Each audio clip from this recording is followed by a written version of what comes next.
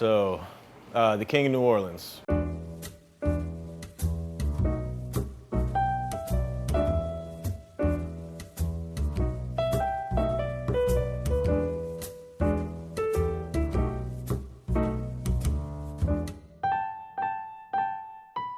I always describe it as a cross between Good Will Hunting and Taxi Cab Confessions. You know, the main character is a maybe 60-year-old New Orleans cab driver.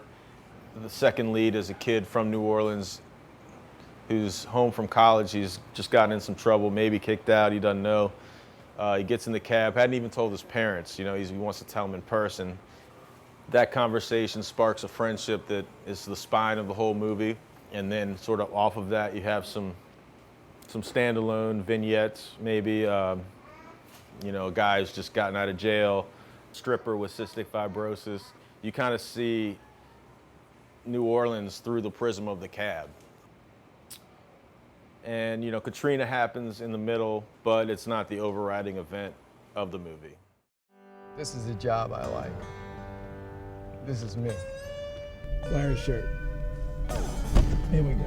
So what's going on there? I think I just got myself kicked out of Harvard. Kicked out? I know, it seems like the end of the world right now. You're the butt of the joke. Yeah, I wrote it. You know, something I've been working on for a very long time. I was not intending to be the executive producer. You know, I was looking for somebody to make it, and then it sort of turned out that, you know, since a lot of the movie takes place in the taxi cab, we could probably do this ourselves.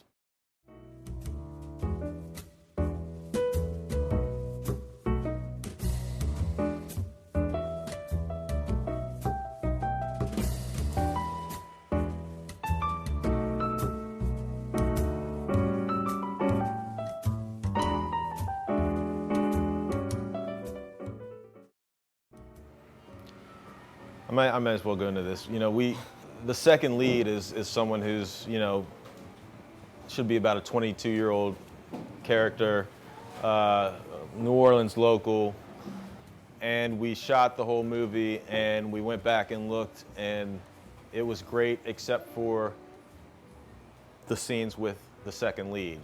You know, I guess we overlooked it during the filming process, but, you know, once we watched it, you know, it was like, you know, we can either just leave it or we can try and do something. And everyone kind of felt, you know, we've come this far, let's recast that role and reshoot all the scenes with him in it. And we reshot about 20% of the movie, 25% of the movie. So yeah, so that was that 2-year pause between, you know, that first filming and the reshoots. That was kind of a big delay, but it was necessary. You know, we weren't going to rush it till it was ready.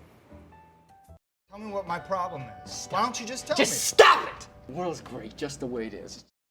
I would say that the financing came from the bank of Richard and Linda Friedman, my parents. I benefit from being the only child of very supportive parents who are patrons of the arts, and we kept the costs around $100,000. That's how we did it. It's probably not the usual way, but, you know, it's how we did it.